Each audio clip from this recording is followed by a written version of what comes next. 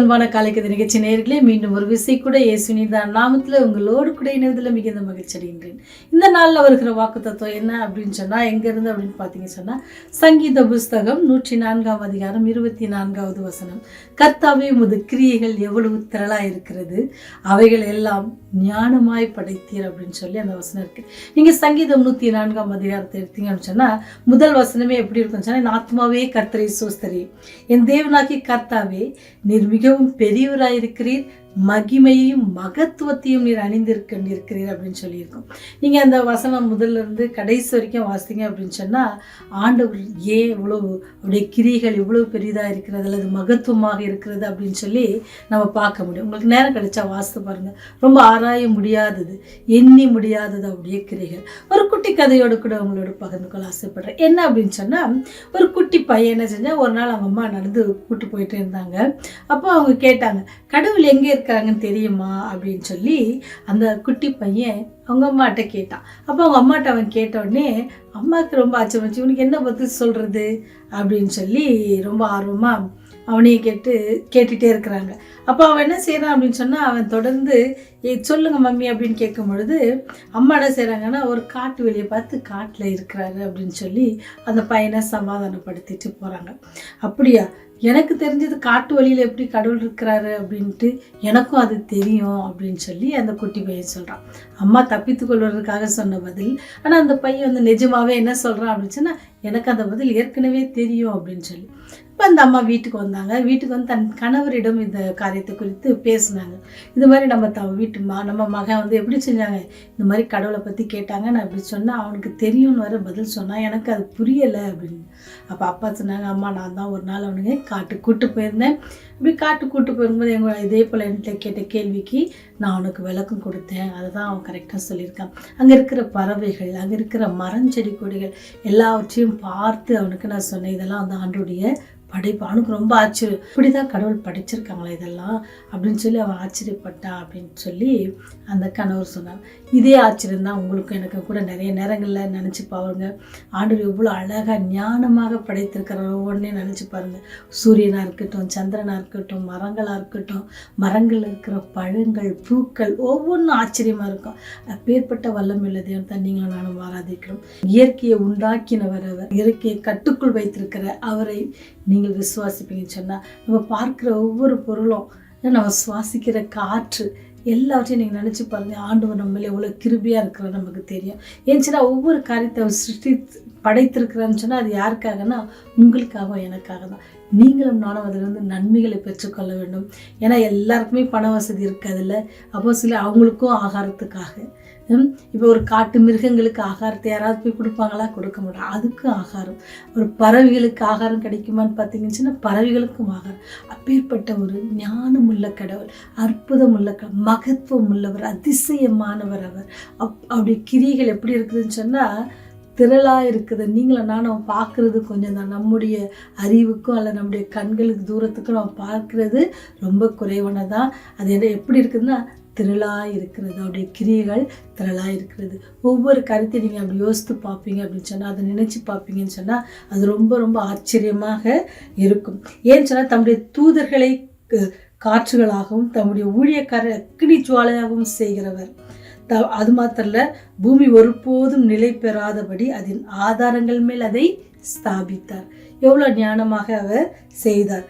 அது மாத்திரல்ல, அவைகள் திரும்ப வந்து பூமியை மூடிக்கொள்ளாதபடி கடவாதிருக்க எல்லை எதற்கு? கடலுக்கு.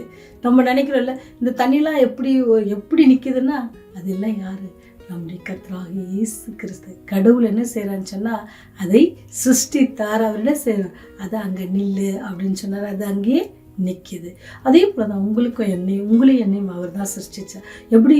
தூதர்களுக்கும் சற்று குறைவாக தான். நம்மளை வந்து தூதர்கள் மாதிரி அந்த அளவுக்கு உங்களை என்னையும் அவர் நேசிக்க. அப்போ நீங்கள் பார்த்தீங்கன்னு சொன்னால், ஆதாம் ஏவாளை உருவாக்கும் போது ஆண்டவர் சொல்கிற ஒரு வார்த்தை என்ன சொன்னால், தமது ரூபத்தின் படியும் தமது சாயலாக சிருஷ்டிப்போம் அப்படின்னா, நம்ம ஆண்டோடைய சாயலாக சிருஷ்டிக்கப்பட்டவர்கள்.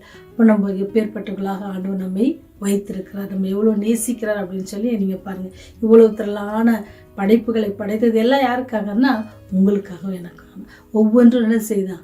தேவனுடைய மகிமையை வெளிப்படுத்துகிறது. நீங்கள் சங்கீதம் 92 அதிகாரத்தில் வாசித்தீங்கன்னு சொன்னால் ஆகாய விரிவு அவருடைய மகிமையை வெளிப்படுத்துகிறது அப்படின்னு சொல்லப்பட்டது. எல்லாமே ஆண்டவர் அவருடைய கிரிகள் திரளாக இருக்கிறது. ஒவ்வொன்றும் ரொம்ப ஞானமாக படைச்சிருக்கிறாங்க அப்படின்ட்டு சொல்லப்படுது. அதனால தான் சாலமன் அன்னைக்கிட்ட சொல்வார், அவருடைய அறிவுக்கு நமக்கு ஒன்றுமே எல்லாமே இந்த உலகத்தில் பார்க்கறதுலாம் மாயான காரியம்தான். ஆனால் அதை சிருஷ்டித்தவர் என்னென்னா உங்களுக்கும் எனக்காக சிருஷ்டிக்கிற, நம்ம அதை பயன்படுத்துகிற விதம், அதை பார்க்கிற விதம், அதை ரசிக்கிற விதம் தான் அது நம்மோட கூட இருக்கிறது.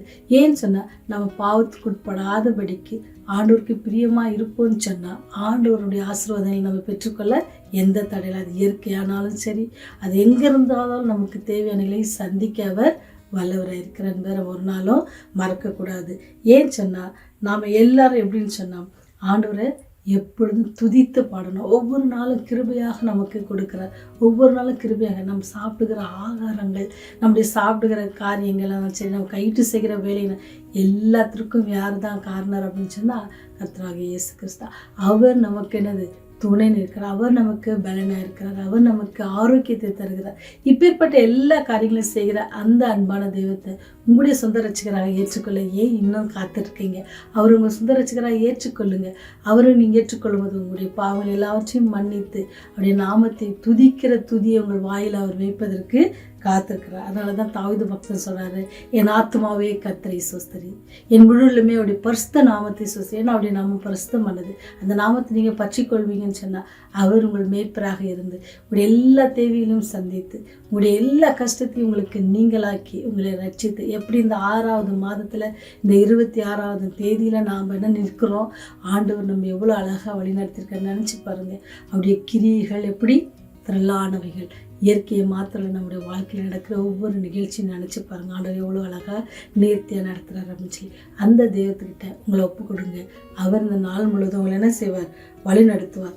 இந்த நாளை நீங்களும் துதியோடு ஆரம்பிங்க. ஆண்டவர் எப்படி அந்த பறவைகள் துதியோடு ஆரம்பிக்கிறதோ, விலங்குகள் உண்மை துதியோடு ஆரம்பிக்கிறதோ, அதே போல் நானும் உண்மை துதித்து இந்த நாளை ஆரம்பிக்கிறேன் அப்படின்னு சொல்லி, என் ஆத்மாவே கர்த்தரை ஸ்தோத்திரி அப்படின்னு சொல்லி கர்த்தரை துதியுங்கள். அவர் நாமம், அவருடைய கிருபை என்றும் உள்ளது அப்படின்னு சொல்லி அவருடைய நாமத்தை பற்றி கொண்டு நம்ம துதித்து இந்த நாளை தொடங்குவோமா? ஜெபம் செய்வோம். கிருபையும் இரக்கம் நிறைந்த தகப்பனே, இந்த நாளிலும் கூட ஆண்டவரே நீர் எங்களோடு கூட இடைப்பட்டதற்காக நன்றி செலுத்துகிறோம். அநேக நாட்களில் ஆண்டவரே உண்மை விட்டு நாங்கள் விலகியிருப்போம் சொன்ன தெய்வ மன்னித்து மீண்டும் இந்த நாளில் துதித்தலோடு நாங்கள் ஆரம்பிக்கிறோம் சாமி. அநேக வேலைகளில் நாங்கள் எங்களுடைய ஆசீர்வாதங்களை மறந்தவர்களாக திரிகிறோம். எங்களுக்கு இருக்கிற கஷ்டங்களை நினைத்து அதிகமாக நாங்கள் வேதனைப்படுகிறோம். பெற்ற ஆசீர்வாதங்களை மறந்து விடுகிறோம். கர்த்தர் அப்படி இல்லாதபடிக்கு எப்பொழுதுமே துதித்து உங்களுடைய நாமத்தை கீர்த்தனம் பண்ணுகிற பிள்ளைகளாக இருக்க ஜீவிக்க எங்களுக்கு உதவி செய்யுங்க. இந்த நாள் முழுவதும் ஆண்டவரே இந்த செய்தியை கேட்கிற பிள்ளைகளோடு கூட உடைய கரம் இருக்கட்டும், உடைய கிருபை இருக்கட்டும், உடைய இரக்கம், உடைய தயவு அவங்களை வழி நடத்திட்டு உடைய தேவைகளை சந்தித்தருளுங்க. வேலை ஸ்தலங்களில் ஏற்படுகிற எல்லா மன உளைச்சலையும் நீக்கி போட்டு சந்தோஷம் சமாதானத்தை கட்டளிடுங்க. எல்லாவற்றுக்கும் மேலாக ஆண்டவரே உடைய ராஜ்யம் சீக்கிரமாக இருக்க போகிறதுமே நாங்கள் விசுவாசிக்கிறோம். அந்த ராஜ்யத்தில் எங்களையும் நீர் சேர்த்துக்கொள்ள வேண்டுமா? இயேசுவின் நாமத்தில் தாழ்மையோடு கேட்கொள்கிறோம் ஜீவனுள்ள பரம தகப்பனே. ஆமென்.